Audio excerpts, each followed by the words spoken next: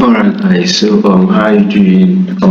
Happy New Year in advance. I'm recording this video in New Year. If you can hear me, just type 111. If you can hear me, just type 111. Alright, that is very good. In this video I want to show you how to handle any sales objection that comes your way. If you're an affiliate marketer or a business owner, you know that handling sales objection is one of the most critical skill any business owner or affiliate marketer needs to have. And when you lack these skills, you are leaving a lot of money on the table because your ability to handle sales objection is the ability to close more sales.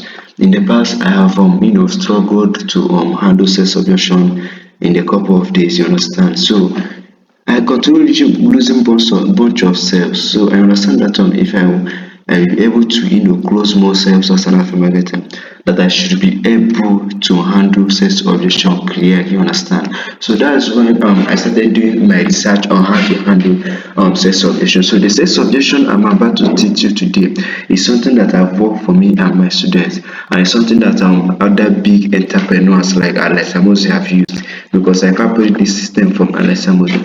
So bring your pen, bring your notes and staples while I walk you through the step-by-step process on how you can handle any sales objection that comes your way. So this episode is not gonna be a long episode, you understand? It's just going to be a short episode where I share with you these strategies on how you can handle any sales objection that comes your way. If you are here to bring your pen and paper, make sure you bring it now so that we can dive in on our topic today. Alright, let's dive into our topic too. So before I share with you the framework for handling any sales objection, I want to share with you some of the rules in sales and some of the rules in handling objection that most of you don't know. You understand? The first rule I want to share with you is the first rule is that the person asking the question is in control. Now, this is what most sales people don't know, that the person asking question is in control.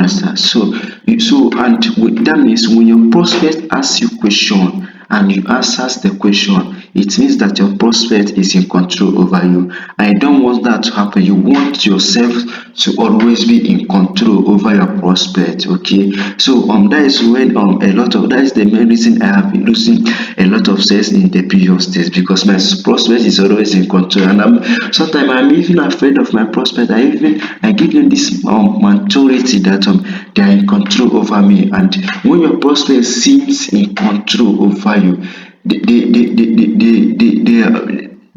I don't know how to say that, they just see you as nothing. You understand? So you have to create a vacuum and an environment when you make yourself to always be in control over your prospect. Okay, don't let your prospect be in control over you. So if you're worried of how do you always make yourself to be in control over your prospect, don't worry, that is what I'm about to share with you in this video. So the second rule is be like smoke. To be like smooth, don't let your prospect to catch you. So sales is seduction, not rape. Sales is dance, not a fight. So you must understand that one of the reasons prospect or a customer buys something is you close sales by making the prospect right and not by being right.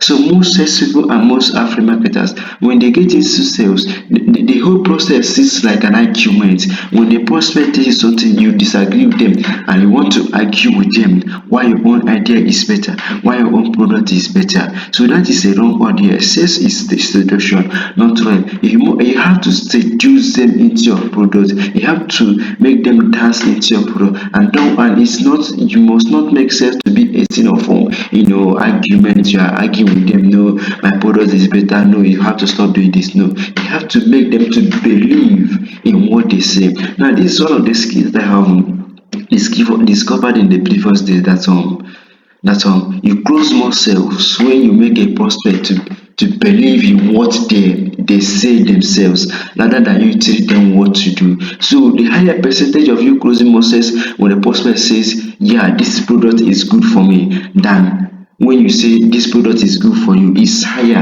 when the prospect says this product is good for me. So but most affiliate marketers or most salespeople.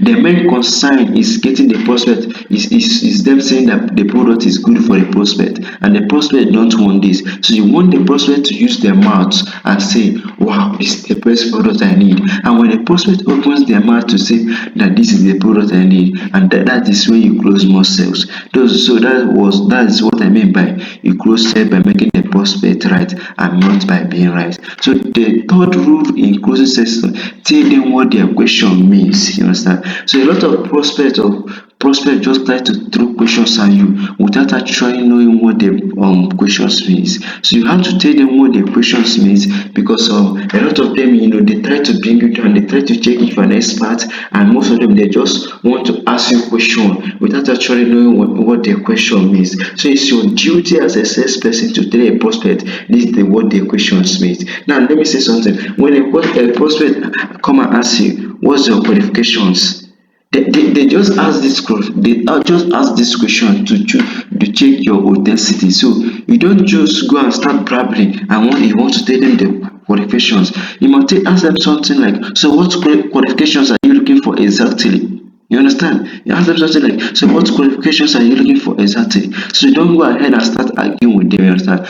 If you're an African marketer watching this video, when a prospect asks you, let me say, how many sales have you made?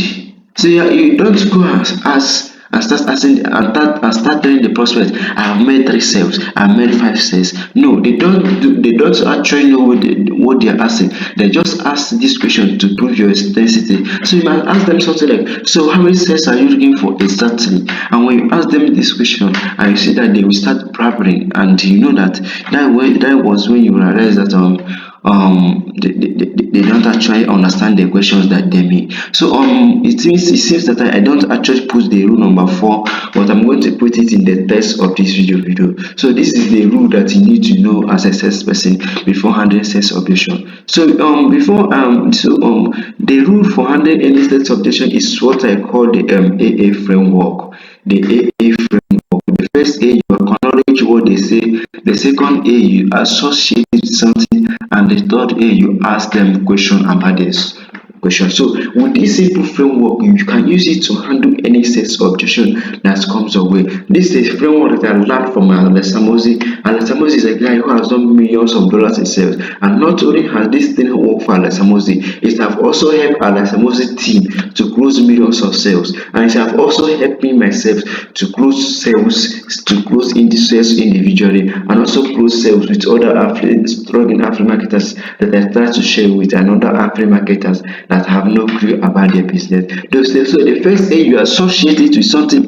The second A, the first A, you acknowledge what they have just said. The second A, you associate it with something, and the third A, you ask them question concerning their question. So this is what I actually mean. When a prospect asks you a question, like, you don't start arguing with them. When they ask you a question, you acknowledge what they have just said to let them know that yes, they are right to say that, to ask this question. You don't start arguing with them. You acknowledge what they have just said. Don't worry, I will give you an example on this. Then after you have acknowledged what they have just said, you associate it with something. You associate their question with something. After you must have associated it with something, then you ask them question concerning their question. You understand? So this is a simple framework that if you apply it in any sales objection that comes your way, you can able to use it to handle any sales objection. Now let me give you a clear example on this. Let me say a prospect asks you, I don't think this product is for me. Don't start arguing with them. No, but you have this pen. No, but you have this pen. You surely need this product. No, don't argue with them. The first thing you have to do is that you acknowledge the question that they just had to let them know that they are right of what they said. Like the rule I shared with you. The rule I shared with you. Okay, in rule number 2, you acknowledge what they have just said. Seduction is sex is seduction, not real. So when they ask the question, you acknowledge what they have just said. Let me say they say that the product is not for me. You acknowledge it and say something like, yes, you have every right to say that the product is not meant for you, or this product will not work for you. Then you associate with something. You can say something like, this is what the best the affluent marketers in the world say to them when they want to start, or this is what our best students say when they want to start. So you associate with something to let them know that the people in your industry that have the highest result in your industry once have this belief that the product is not going to work for them. You understand? Now, after you have associated with something that and say something like this is what our best students say when they want to start, they feel like the product will not work for them. Then you ask them question concerning that question. You might ask them something like, so what made you think that this product will not work for you? As simple as that. So have you seen what I do there? Eze, the product will not work for me. Yes, you have every right to say that this product will not work for you. I just acknowledge it. This is what most of my best students says when they want to start. They feel like the product will not work for them. So what made you think that this product will not work for you?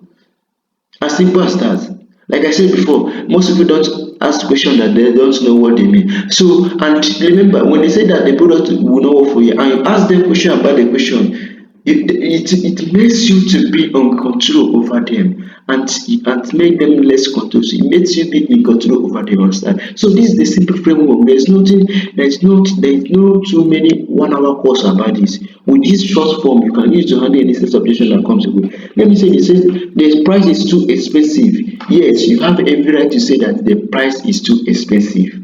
In fact, this is what most of my best students say. In fact, this is what I actually said when I want to buy this product. I feel like the best product, this price is too expensive for me. So we ask them question concerning the question. So Samuel, how would you feel if this product help you accomplish all your goal? Or Samuel, what made you think that this price is too expensive for you? And they will start dishing out why they feel that this price is too expensive for them. So this is the simple framework you can use to handle any set solution that comes away. Don't overthink it, don't overthink it, don't overbroad it. This simple form you can use to handle any set solution that comes away. This thing has not only worked for me, it has worked for my students, and it will have for other serial entrepreneurs in the world. So you can go ahead and implement it, and it's also work perfectly well for you. So see you on the next episode, and don't forget to implement what you have just learned in this episode.